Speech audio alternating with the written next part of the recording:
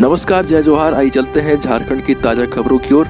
लेकिन उससे पहले दोस्तों, अगर आपने अभी तक इस चैनल को सब्सक्राइब नहीं किया तो कर लें, जिससे कि आपको झारखंड की ताज़ा और महत्वपूर्ण खबर रोजाना मिलती रहे।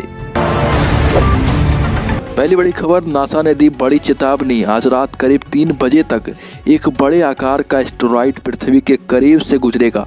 आकार में दुनिया की सबसे बड़ी बिल्डिंग बुर्ज खलीफा से भी बड़ा यह एस्टेरॉयड पृथ्वी से करीब 19 लाख किलोमीटर दूरी से गुजरेगा, जो पृथ्वी और चंद्रमा के बीच की दूरी का लगभग 5 गुना है। सुनने में भले ही यह दूरी बहुत ज़्यादा लगती हो, लेकिन अमेरिका की स्पेस एजेंसी नासा के मुताबिक करीब 6 लाख साल बाद पृथ्वी के इतने करीब से कोई इतना बड़ा एस्टेरॉयड गुजर रहा है। इससे पृथ्वी को खतरा भी हो सकता है। अगली खबर, राज्यों को केंद्र सरकार की फटकार। लगातार दूसरे दिन देश में कम हुई टेस्टिंग। लेटर लिखकर दी चेतावनी, कहा इसे तुरंत बढ़ाया जाए। आपको बता दें कि भारत में लगातार दूसरे दिन कोरोना के मामले में कम केस दर्ज हुए और इसको लेकर केंद्र सरकार ने कहा कि इस गिरावट का एक बहुत बड़ा कारण है कि देश में राज्य सरकार अपनी बदनामी को छुपाने के लिए कोरोना टेस्टिंग ही कम कर दी है। और इसे लेकर केंद्र सरकार ने चिंता जाहिर की, कहा कि राज्यों को फटकार लगाते हुए कहा कि तत्काल टेस्टिंग बढ़ाया जाए। खबर, 2 दिन के गिरावट के बाद फिर से बढ़े देश में कोरोना केस। 24 घंटे में 2,82,000 नए मरीज मिले। देश में 2,82,000 नए केस मिले। इस दौरान 1,87,000 ठीक भी हुए, जबकि 441 लोगों की मौत हुई। अब तक देश में 18,25,000 एक्टिव केस हैं, यानी इनका इलाज चल रहा। नए केस की बात करें तो 2 दिन की गिरावट के बाद इनमें फिर से बढ़ोतरी देखी गई।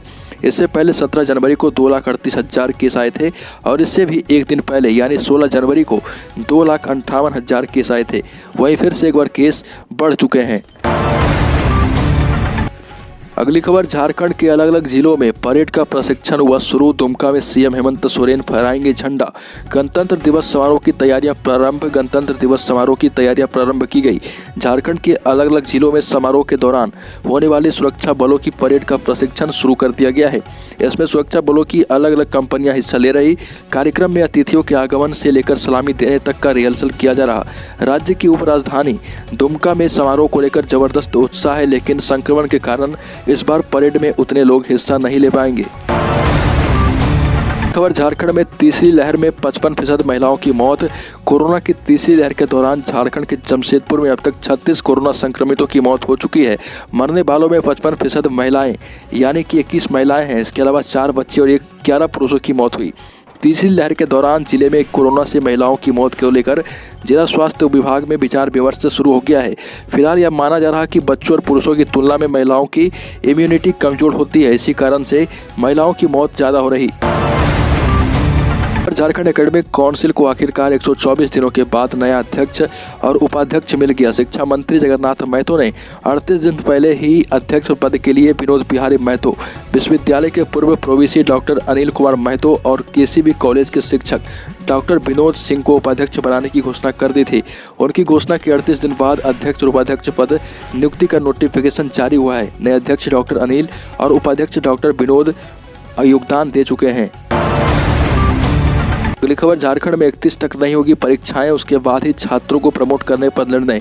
बीबीएमकेयू के कॉलेजों में अब तक 31 जनवरी तक कोई परीक्षा आयोजित नहीं की जाएगी। यह निर्णय विश्वविद्यालय की परीक्षा परिषद की बैठक में हुआ।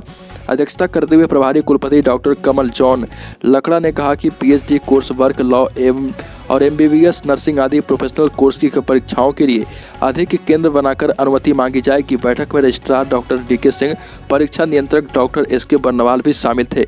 बैठक में तय हुआ कि 1 फरवरी के बाद सरकार की नई गाइडलाइन आने पर यूजी की परीक्षाओं पर अंतिम फैसला लिया जाएगा।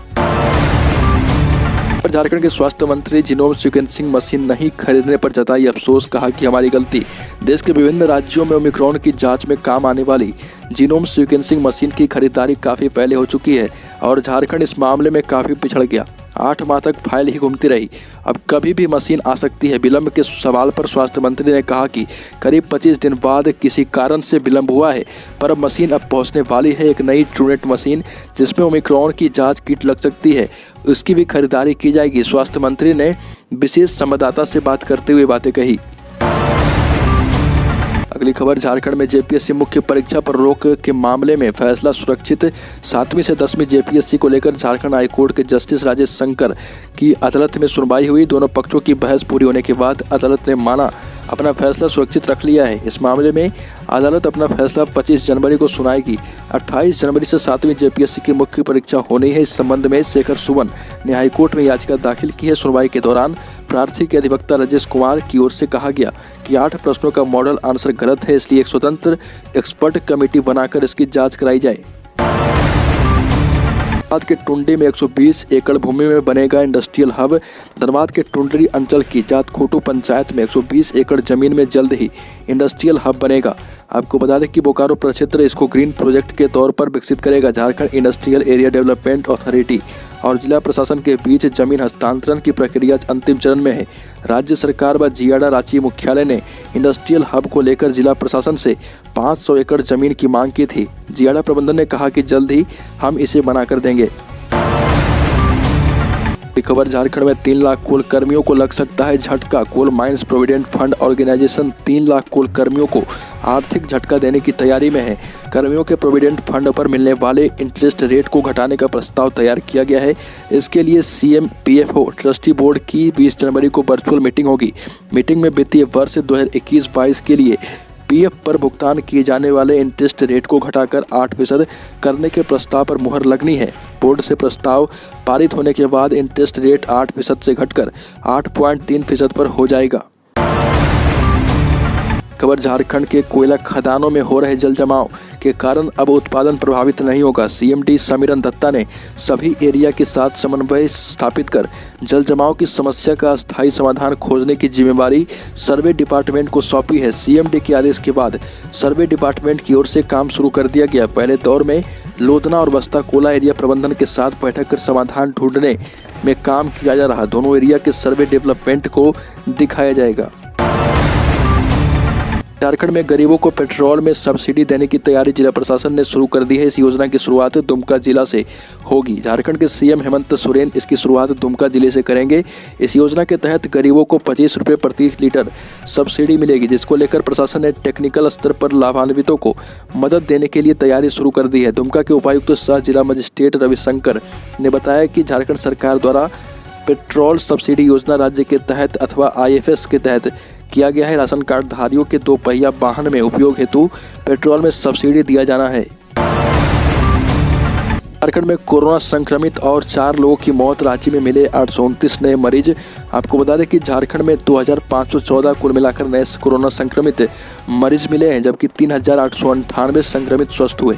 हालांकि आज भी 4 कोरोना संक्रमितों की मौत हो गई है। इसके साथ ही राज्य में अब तक कोरोना संक्रमण से मरने वालों की संख्या बढ़कर 5213 हो गई। खबर, झारखंड में शुरू होगा विवाह। झारखंड में सनातनी समाज के परिवार में श्रेष्ठ विवाह मुहूर्त आरंभ हो जाएंगे, जो 18 फरवरी तक चलेंगे। विवाह योग्य युवक युवतियां निर्धारित विवाह लग्न में परिणय सूत्र में बनेंगे। इसको लेकर ऐसे परिवारों में 2 माह पूर्व से तैयारी चल रही है। विवाह और प्रतिभोज के लिए विभिन्न इलाकों में स्थित बैंक्वेट हॉल, धर्मशाला एवं शादी घर की बुकिंग पहले ही की जा चुकी है। सरकार द्वारा राज्य भर में लागू मिनी लॉकडाउन की वजह से 31 जनवरी तक रात 8 बजे के बाद सभी दुकान और प्रतिष्ठान को बंद रखने का निर्देश है।